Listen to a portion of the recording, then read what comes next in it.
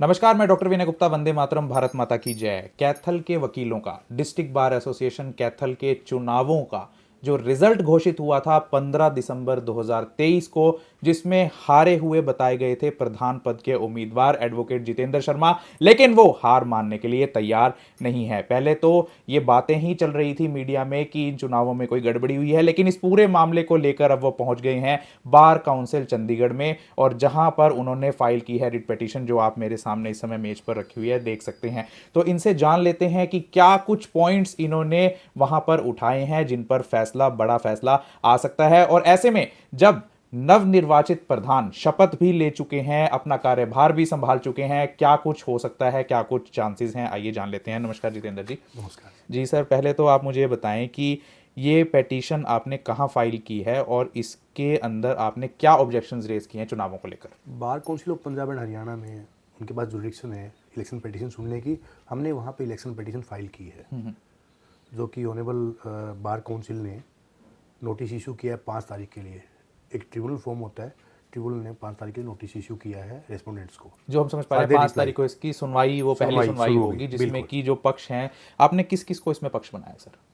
हमने इसमें जितने भी नई एग्जीक्यूटिव है, पुरानी एग्जीक्यूटिव है, जो आरओज हैं, रिटर्निंग AROs है ऑफिसर जी। जी, और साथ में जो Punjab and Haryana bar council जो है हमारी, bar council Punjab and Haryana है, उससे 2 ऑब्जर्वर आए थे, उनको पार्टी बनाया है। जी, तो इसमें और मेन तहसीलदार जो है, जी। जो पता नहीं किसके बुलावे पे आए थे, किस अधिकार से आए थे, उनको भी पार्टी बनाई है हमने। अच्छा, आप तहसीलदार आए थे, आपको नहीं पता किसके बुलावे से आए। नहीं, हमें नहीं पता, आज तक कभी आए नहीं हमारे इलेक्शन में कोई तहसीलदार या कोई ऐसा ऑफिसर, कभी कोई इंटरफेयर रहता ही नहीं। तो उनको भी आपने पार्टी बनाया। हमने इसमें पार्टी बनाई। मेन ऑब्जेक्शंस आपको किस किस मुद्दे पर ऑब्जेक्शन है कि ये चुनाव इस तरीके से गलत हुए, ये रिजल्ट इस तरीके से गलत हुए, या प्रोसेस ये गलत था, ये कैसे। श्रीमान जी, ये सारे जो जस्टिस और इक्विटी के जितने भी सेंट्रल रूल हैं नेशनल जस्टिस के, सारे बाईपास किए गए हैं। इलेक्शन प्रोसेस कुछ भी हो, इंडिया में इलेक्शन प्रोसेस एक ही रहता है। एक विश्व की सबसे बड़ी डेमोक्रेटिक कंट्री में हम हैं, और बार जो है हमारा चुनाव बार का, वो बिल्कुल इसका राजनीति से या किसी तरह से कोई मतलब नहीं होता, ना कोई राजनीति होती है हमारे यहाँ। हमारे यहाँ सिंपल सा प्रोसेस है, तो वेल सेटल्ड प्रोसेस है कि इस डेट को इलेक्शन होगा, इस डेट को शपथ ग्रहण समारोह होगा, इस तरह से इलेक्शन प्रोसेस होगा। रिकाउंटिंग का कोई हमारे यहाँ प्रावधान नहीं है, और इलेक्शन प्रोसेस में बिना किसी स्पेसिफिक ऑब्जेक्शन के रिकाउंटिंग हो ही नहीं सकती। इस केस में क्या हुआ, जैसे आपने अभी कहा कि हारा हुआ दिखाया गया, वास्तव में अगर हार होती तो पिछली बार मैं हार गया था, चुपचाप घर चला गया थे भाई। हार स्वीकार करना, जीत स्वीकार करने से बड़ी चीज़ है, लेकिन किसी जीत छीन लेना वो सबसे बुरी बात है। लेकिन ये पूरा चुनाव तो It's a loot of CCTV mandate। कैमरे की निगाह में हुआ होगा ना, तो वो कैमरा फुटेज कैमरे आपने की नहीं फुटेज मांगा? मैंने मांगी है, अच्छा। वो देने से मना कर दिया, वो कह रहे डिलीट हो गई हमसे, जबकि 15 तारीख का इलेक्शन था, 14 तारीख को कैमरे ठीक करवाए हैं। तो ये कहीं मैंडेटरी था कि ये पूरा कैमरे की हाँ, नजर में बिल्कुल होना था? बिल्कुल सर, मैंडेटरी था। बार काउंसिल ने कहा भी है कि आप सारा कैमरे प्रोसीडिंग में करवाओगे। और दूसरी बात, बार काउंसिल ने एक मैंडेट और दिया था कि आप इलेक्शन होते ही जितना भी डॉक्यूमेंट्स हैं, आपके वोट्स हैं, बैलेट जो बचे हुए हैं, जो रजिस्टर हैं, व्हाट्सएवर इट इज़, आप उनको पेटी सील बंद करके तुरंत सील लगाओगे और 60 दिन के लिए रखोगे। बट इन्होंने क्या किया, वो सील लगाई नहीं, और अगले दिन मेरी एप्लीकेशन से 16 तारीख को इन्होंने सील लगाई है। आप ये कह रहे हैं कि पहली काउंटिंग में मैं जीत गया, उसके बाद रीकाउंटिंग हुई, आप तो वहां पर थे ही नहीं, आपको कैसे पता कि आपको 540 वोट मिले, सामने वाले को 536 वोट मिले, 38 वोट मिले, 8 वोटों से आप जीत रहे थे, 1104 वोट जो उन्होंने गिनी, 20 इनवैलिड हुई, 1084 टोटल गिनी उन्होंने, तो आपको कैसे पता, आप तो वहां थे ही नहीं। आरओ टीम से एक ARO बाहर निकलते हैं, और बाहर डिक्लेयर कर दिया उन्होंने कि 8 वोट से जितेंद्र शर्मा प्रेसिडेंट पद का चुनाव जीत गए हैं, और वो चले जाते हैं। तो वो आरओ क्या गवाही देंगे इसमें कि भी मैंने ऐसा किया था? हमने पार्टी बनाया है, फैक्ट मेंशन किया है हमने, वो उनकी कंसाइंस है कि गवाही देते हैं कि नहीं। क्योंकि वकीलों का, वकालत का जो सारा मामला है वो सबूतों और गवाहों पर चलता है, तो कोई और वकील भी आगे आ सकते हैं क्या गवाही देने के लिए कि हाँ जी हमने देखा था, इसने ये कहा था आकर कि जीत गए हैं ये। काफ़ी चीज़ें हैं, देखते हैं। अभी तो प्रोसेस शुरू हुआ है, केस का प्रोसेस शुरू हुआ है। इलेक्शन पिटीशन में क्या क्या होता है, Aldous it's a summary procedure, it is not so much required. ये तो ट्रिब्यूनल है, प्राइमा फेसी है, वो भी वकील बैठे हैं, आपकी हाई मैंने कोर्ट के वकील जी। होते हैं, वो देखेंगे कि अभी मेरा रिलीफ क्या है मेन तो। हाँ, मैं इसमें एक और चीज़ आपसे पूछना चाहता हूँ। आपने इसमें कहा कि मोबाइल फ़ोन यूज़ हो रहे थे, क्या ऐसा प्रोटोकॉल था कि मोबाइल फ़ोन अंदर काउंटिंग के दौरान यूज़ हो सकते हैं उसे, या बाहर उसको नो, इलेक्शन के there is result? No such protocol. तो ये प्रूव कर सकते हैं आपने सीडीआर वगैरह के लिए मांगा है कुछ की? CDR, it is the prerogative of Bar Council to seek the records in this regard. If they will be seeking it from the authorities, authority have to provide them. मतलब आप Actually, it's a misconduct on the part of RO team. Whether it's only A misconduct या illegality और irregularity भी है? Misconduct in itself is a illegality. If misconduct is somehow increasing the illegalities, it is the offense or ji. omission as well. तो जैसे आपने कहा कि पहले ही रिजल्ट पता लग रहा था, बाहर हो रहा था, आपको कब पता लगा कि कितनी काउंटिंग्स हुई हैं और कितनी वोटों के इनवैलिड घोषित किया गया है, और वो इनवैलिड को वैलिड क्यों माना जाना चाहिए? क्या था, जब उन्होंने घोषणा करके चले गए थे एक RO, तो हम भी यहाँ से उधर चले गए। तो अंदर से 10-15 मिनट के बाद जब हम, हमारे साथ समर्थक जो हैं खुश थे, पहली बात तो बड़ा अजीब सा वाक़या पहली बार हुआ हमारे यहाँ कि मीडिया को बाहर निकाल दिया गया। Reason well known to the person who has done it, और आप मीडिया साथी थे वहाँ पे, उनको बाहर निकाल दिया गया। और पता नहीं किस मंशा से निकाला। दूसरी बात, वहाँ पर जो लाइव गिनती चल रही थी, वीडियो लाइव चल रही थी प्रेसिडेंट रूम में, वो किस मंशा से चल रही थी और किस मंशा से बंद की गई, दोनों चीज़ें डाउटफुल हैं। तीसरी चीज़, हमारे मांगने पे वीडियो हमें उपलब्ध नहीं करवाई गई, उसकी रिकॉर्डिंग, वो भी डाउटफुल है। और जो आपका सवाल था कि आपको कैसे पता चला, तो मेरे पास फ़ोन आता है बार के क्लर्क का। अच्छा, बार का क्लर्क मुझे फ़ोन करके कहता है, वीरबान नाम है उसका, कि आपको वो रिकॉर्डिंग है आपके पास? बाबूजी आना पड़ेगा आपको। नहीं, he will be agree with that. Okay. वो साझा है, सारी बार का साझा है, क्लर्क वो क्यों झूठ बोलेगा। वो कहता है जी आपको आना पड़ेगा, बुला रहे हैं एक बार RO साहब। मैं अंदर गया तो मैंने देखा कि वहाँ पूर्व प्रधान मौजूद थे। तो मैंने पूछा कि क्या दिक्कत आ गई, तो वहाँ मुझे मेरे एजेंट ने बताया, और भी एजेंट मौजूद थे वहाँ पे। एक हमारे साथी अशोक सैनी मौजूद थे वहाँ, एडवोकेट, वो किसी और के काउंटिंग एजेंट थे। वहाँ पे विनोद जांगड़ा जी मौजूद थे, एडवोकेट, वो किसी और कंटेस्टेंट के काउंटिंग एजेंट थे।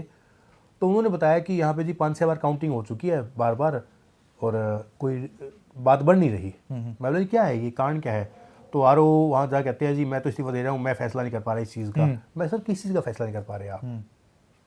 वो बोले जी ये ना थोड़ा थोड़ा वोट्स के ऊपर हल्की सही लगी हुई है ऊपर, और हम डिसाइड नहीं कर पा रहे हैं। मैं, सर कोई बात नहीं, कौन कौन से हैं? तो मतलब मैं देखा उन्होंने हर बार गट्ठी में से ना कह तो रहे थे कि 20, 30, 40 हैं, देखो 60-70 ढेर लगा दिया। मैं जी ये है क्या, ये तो बार बार आप एक ही गट्ठी से उसी वोट को निकाल रहे हो फिर डाल देते हो। तो मैंने एक प्रपोजल दिया, मेरी प्रपोजल था। मैंने कहा जी हम इसको साइन, पहले तो इसको मार्क करते हैं।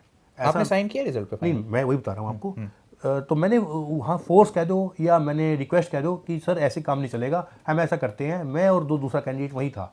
मैंने कहा कि आप भी साइन करो, मैं भी साइन करता हूँ, हम इनको अलग निकाल लेते हैं जो डिस्प्यूटेड है। RO साहब डिसाइड कर देंगे, देख लेंगे हम।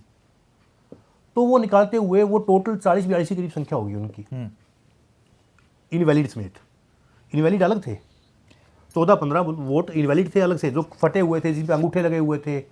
ये बताइए सर, मैं जो ये समझना चाह रहा हूँ कि एक बार काउंटिंग हो चुकी थी जब आपको बुलाया, और आपको ये बताया गया था कि भाई हमने काउंटिंग कर ली, आप हार गए हो जी इस रिजल्ट में, आप इससे सहमत हो गए, हमें रिकाउंटिंग करनी है, आपके सामने ये बात हुई? मुझे हारने का नहीं बताया गया जी। मुझे रिकाउंटिंग के लिए जब बात हुई, मैं अंदर गया तो मुझे पता चला कि 5-6 बार रिकाउंटिंग करवा चुके हैं। सेम ऑब्जेक्शन मैंने रेज किया कि भाई रिकाउंटिंग किस लिए, और अगर आप डिस्प्यूटेड वोट निकाल रहे हो, काउंटिंग हमेशा होती है सही वोटों की, ये वोट आपने पहले ही निकालने थे। अगर ऐसा कुछ ये था तो फिर तो ये तो मैं आपकी बात तो थोड़ी endless process जो है। समझाने के लिए कह दूं कि आप ये कह रहे हैं कि जब आपने एक बार स्क्रूटिनाइज कर लिया कि ये वोट्स वैलिड हैं, ये इनवैलिड हैं, तो आप वैलिड वोटों की ही काउंटिंग कर रहे Exactly, हो। sir, दूसरी exactly. बार जब आप काउंटिंग करेंगे रिकाउंटिंग, तो आप उसमें से दोबारा स्क्रूटिनी नहीं कर सकते नहीं कर कि कौन सी सकते। वैलिड है कौन सी इनवैलिड है। Exactly, आप बिल्कुल उसकी sir। रिकाउंटिंग ही कर सकते हैं, भाई इसकी कहीं ज्यादा तो नहीं आ गई, इसकी कहीं कम तो बिल्कुल, नहीं आ गई। बिल्कुल, बिल्कुल, sir। उसके बाद किसी को बाहर करना, एक बार आपने सिलेक्शन प्रोसेस में किसी को बिठा लिया, उसका पेपर ले लिया, और उसके बाद फिर आप उसके डॉक्यूमेंट वेरीफाई कर रहे हैं कि भाई इसको बिठाना था कि नहीं बिठाना था, जब आपने बिठा ही लिया। बिल्कुल जी। तो अब मुझे बताइए आपने इसमें से रिलीफ क्या क्या सॉर्ट किए हैं, और कैसे इन्होंने कहा कि वो वोट्स इनवैलिड हैं? कोई रीजंस दिया आपने? उन्होंने इन्होंने इनवैलिड नहीं क्या किया, कैंसिल किया। कैंसल वर्ड इन्होंने धोखे से लिख दिया उसके ऊपर। उसका मेरा ऑब्जेक्शन था कि cancel vote can not be cancelled, और ये तो उनको भी करना चाहिए, दूसरे कैंडिडेट को करना चाहिए था, बट वो बोले नहीं, क्योंकि उन्होंने आपस में मिली भगत से उनको बेनिफिट पहुंचाने के लिए, ये आपके एलिगेशन है? हाँ। ये मेरे एलिगेशन है।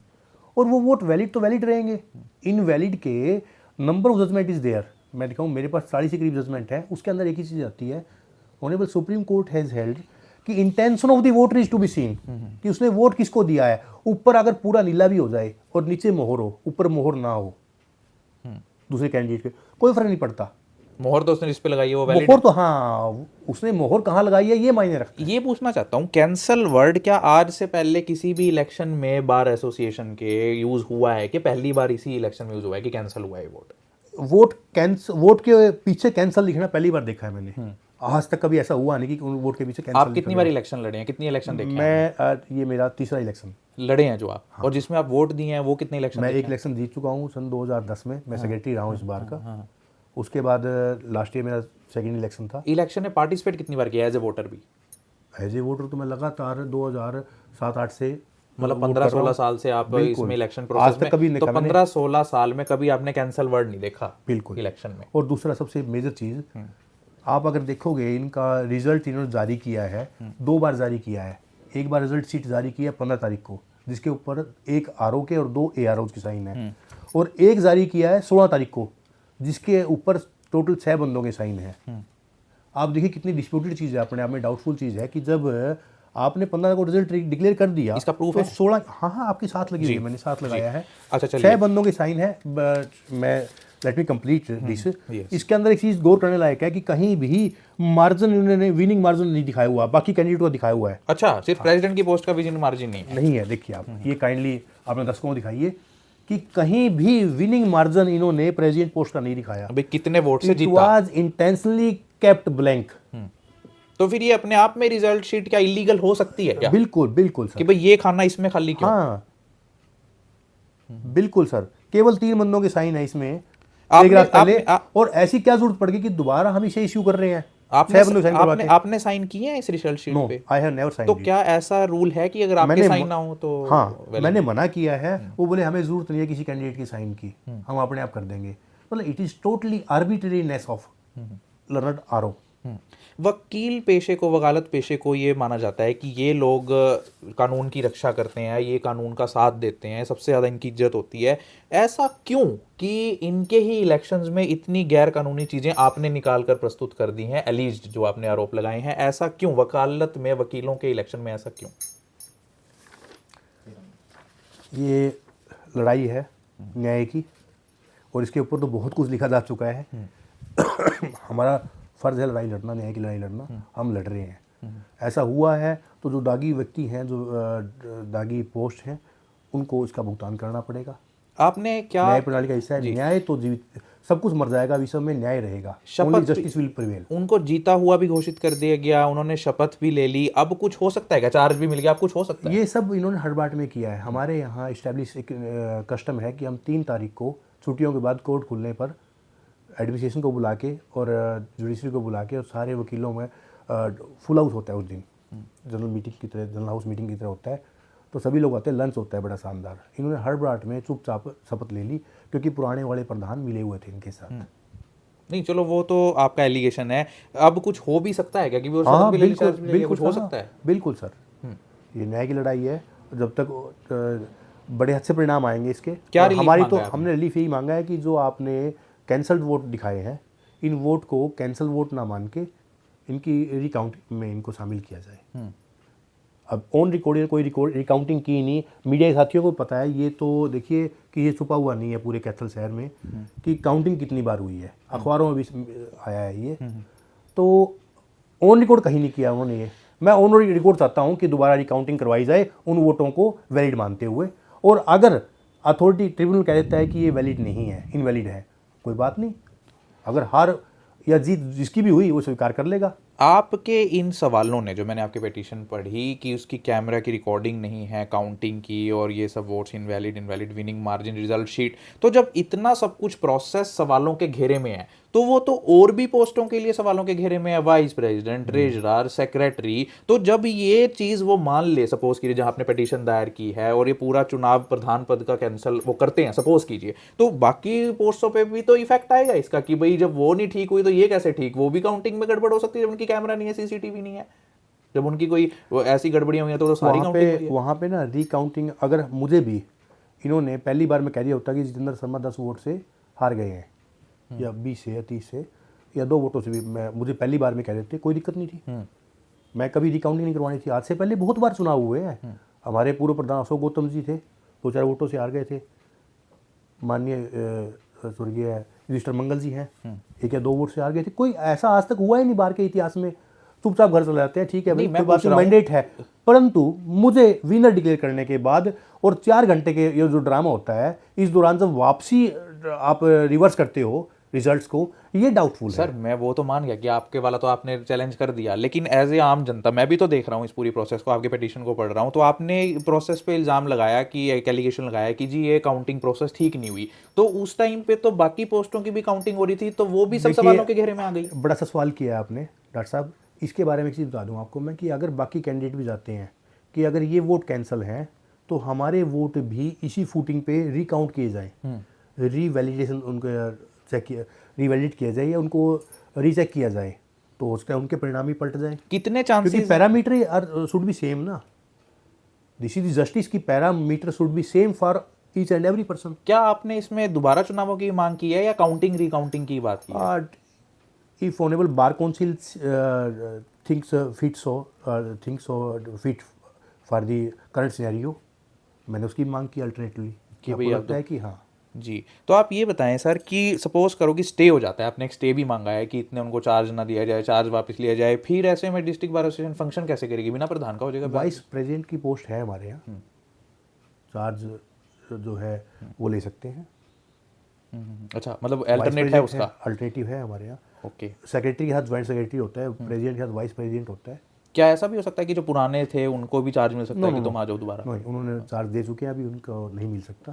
अभी ऐसा कभी हुआ है पहले वाइस इतिहास प्रेसिडेंट में को- कि भाई हाँ। चुनाव कई बार प्रधान की मृत्यु हो जाती है बीच में कार्यकाल में, तो वाइस प्रेसिडेंट को कार्यकारी प्रधान बना दिया जाता है। कोई ऐसा आपकी याद में चीज़ हो कि पहले सवाल उठे थे चुनावों पे डिस्ट्रिक्ट बार एसोसिएशन के और वो मुद्दा गया था बार काउंसिल में, तो कोई फेरबदल हुआ हो या दोबारा चुनाव हुए हो या री इलेक्शन हुआ, रिकाउंटिंग हुई हो, पहले कभी ऐसा हुआ है एग्जाम्पल? हुआ है, कई जिलों में ऐसा हुआ है। कुछ टाइम पहले की बात है, करनाल में हुआ था कई साल पहले कि ऐसे ही चुनाव उनका धांधलियाँ हुई थी, डिस्प्यूटेड था, तो उसमें जो अपीलेंट था, जो पेटिशनर था, उसकी फेवर में फैसला आया था और जो प्रधान था जिन्हें शपथ ले ली थी उसको बदल के कार्यभार मुक्त कर दिया गया था और प्रधान जो पेटिशनर था उसको बना दिया गया था। सपोज करो बार काउंसिल चंडीगढ़ में आपके फेवर में फैसला नहीं आता या आप उससे असंतुष्ट होते हो या आपको लगता है कि नहीं न्याय नहीं हुआ, फिर आप कहाँ जा सकते हो, क्या प्लेटफॉर्म है आपके पास? हमारे यहाँ अपीलेंट अथॉरिटी है, इसके बाद बार काउंसिल ऑफ इंडिया है, हाई कोर्ट है,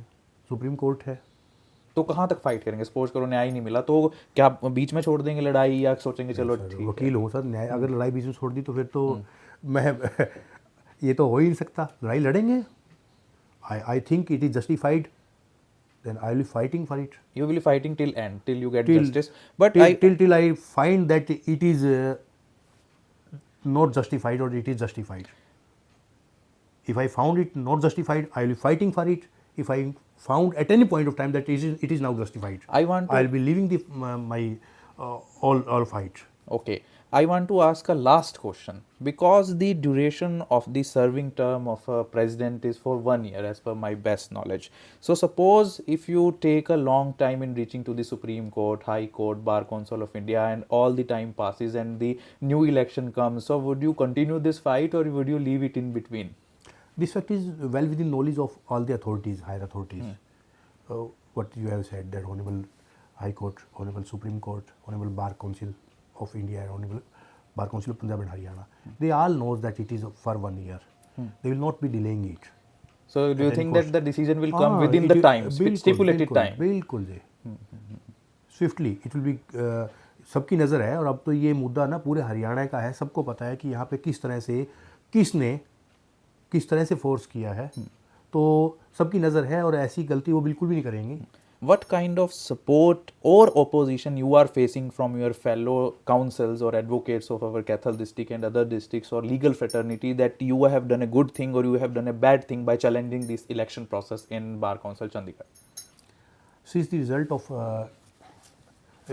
since the day of result, I am living a life of a president. Like my colleagues who have voted me, मतलब even majority of the practicing lawyer or voters have phone called me that you are our president, live like a president, work like a president. I am working like a president. और हमेशा तैयार हूँ हमारे साथियों के लिए, जहाँ जिनकी जो दिक्कत होगी उनसे पहले उनके साथ खड़ा मिलूंगा। जी, तो ये थे हमारे साथ जितेंद्र शर्मा एडवोकेट, जो हारे हुए भले ही हैं लेकिन हार मानने के लिए बिल्कुल भी तैयार नहीं है और हराया गया है, डेक्लेरेशन डिस्प्यूटेड है, जी। लड़ाई जारी है। एक मैं आपको एक पंक्तियाँ जी, प्लीज कुछ कि समर शेष है नहीं पाप का भागी केवल व्याध, जो तटस्थ है वक्त लिखेगा उनका भी अपराध। तो ये तो होता आया है। कृष्ण जी भी समझाने गए थे कौरवों को कि जो दो न्याय अगर तो आधा, तो उसमें भी अगर कोई बाधा हो तुम दे दो इनको 5 गांव, रखो अपनी भूमि तमाम। तो लड़ाई तो कौरव पांडवों वाली ही है जी। तो आम जनता के लिए न्याय की लड़ाई लड़ने वाले वकील खुद न्याय की गुहार लगाने के लिए पहुंच गए हैं अपने ही इलेक्शनों को लेकर बार काउंसिल चंडीगढ़ में। देखना यह होगा कि एडवोकेट जितेंद्र शर्मा क्या अपने प्रयासों में कामयाब हो पाएंगे, क्या अपना पक्ष ठीक से किसी को समझा पाएंगे और क्या उनके पक्ष में कभी फैसला आ पाएगा। ये थी खास पेशकश में डॉक्टर विनय गुप्ता। वंदे मातरम, भारत माता की जय। डॉक्टर साहब एक चीज़ और मैं कहना चाहूँगा, सॉरी आपने समाप्त कर दिया। नहीं, कोई बात नहीं सर, मैं इसको दिनकर दोबारा जी की समाप्त कर पंक्तियाँ दूंगा। उसी में कुछ है। जी, जब कृष्ण जी को बांधने की कोशिश करता है दुर्योधन, तो कृष्ण जी उसको यही कहते हैं कि मुझे बांधना चाहे मन, पहले बांध सकल गगन। तो आप तो अच्छे कवि भी हैं। मुझे बांधने आया है जंजीर बड़ी क्या लाया है। देखिए आप ठीक है, आरओ को या कुछ भी आपने गलतियां कर ली, लेकिन बार काउंसिल सत्ता बहुत बड़ी है, वकील अपने आप में सत्ता है, एक एक वकील अपने आप में सत्ता है, और आप भगवान को नहीं बांध सकते, आप न्याय को नहीं बांध सकते। चलिए, बहुत बहुत धन्यवाद सर।